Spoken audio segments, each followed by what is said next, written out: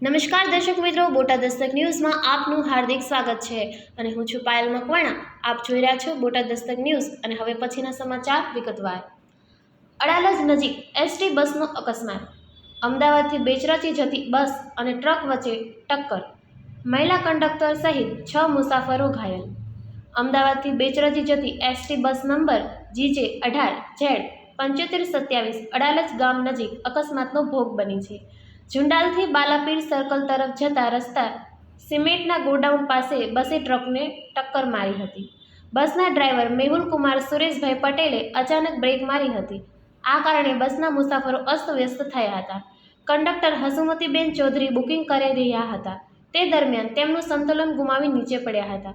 અકસ્માતમાં બસનો આગળનો કાચ તૂટી ગયો હતો। બસ ટ્રકના પાછળના ભાગે અથડાઈ હતી। અકસ્માતમાં મહિલા કંડક્ટર સહિત 6 મુસાફરોને ઈજા થઈ હતી। 108 એમ્બ્યુલન્સ દ્વારા ઘાયલોને અડાલજ ખાતે પ્રાથમિક સારવાર આપવામાં આવી હતી। હસુમતીબેનને વધુ સારવાર માટે ગાંધીનગર સિવિલ હોસ્પિટલમાં ખસેડવામાં આવ્યા હતા।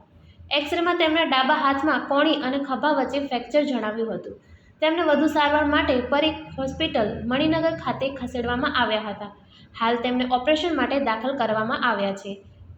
સૌજન્ય દિવ્ય ભાસ્કર, બોટાદ દસ્તક ન્યૂઝ, પાયલ મકવાણા, બોટાદ।